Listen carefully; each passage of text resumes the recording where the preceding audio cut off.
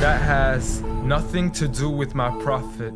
Please just stop it. It doesn't make any sense. That's not the message he sent. That's not what he meant. That's not why he came. So you can claim as much as you want to, but I assure you the man I follow was not the same.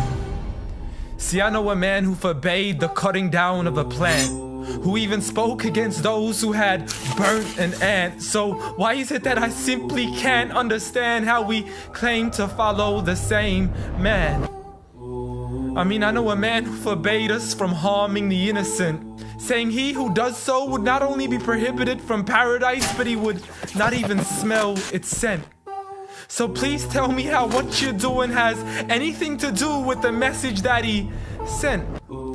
This is the man who forbade us from even scaring cattle with a knife, saying you have no right to let the animal die twice. And when he was asked for advice, he'd reply, don't get angry, don't get angry, don't get angry, repeating it thrice. See, I know a man who called to patience first, even to those who had treated him the worst. And when he was asked to invoke Allah's wrath, he said, I was not sent to curse, but rather as a mercy to the earth. Matter of fact, the entire universe, meaning everything that was made. See, this is a man whom the clouds would rush to shade, a man to whom the trees would sway and the birds would flock to seek his aid. For they knew he was a man of justice, a man who would never betray, a man who could be trusted even by those who had wanted him slain. See, Anas bin Malik served him for 10 years and not once had he heard him complain. For he would never get angry for himself, but only for Allah's sake. And he never responded to evil with evil, but rather he pardoned and forgave. For had he been harsh-hearted, the people would have ran away.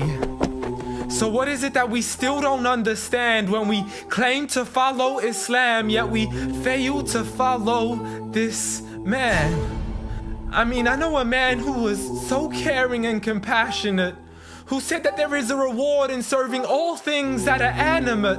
In other words, everything that breathes, whether it be the animals, the trees, and every single human being.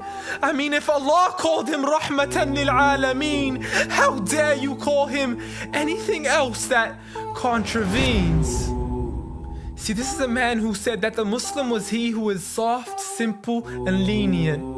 A man who taught us himself to be cautious from falling into extremism. See, he was never given two choices except he chose that which was easiest. Not for himself, but for his people and their convenience. See, I know a man who advocated for the freedom of the slaves. A man who taught us that the Muslim is the one from whom the people are safe. Not only from his hands, but even from the words that he says.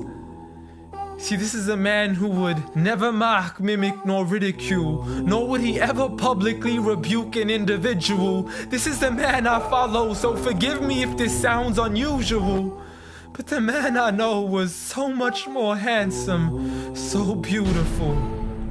A man who taught kindness to the neighbors, who taught us to serve others without expecting back any favors, to spread peace to those we know and even to the strangers, to walk with humility and to simply ignore the haters.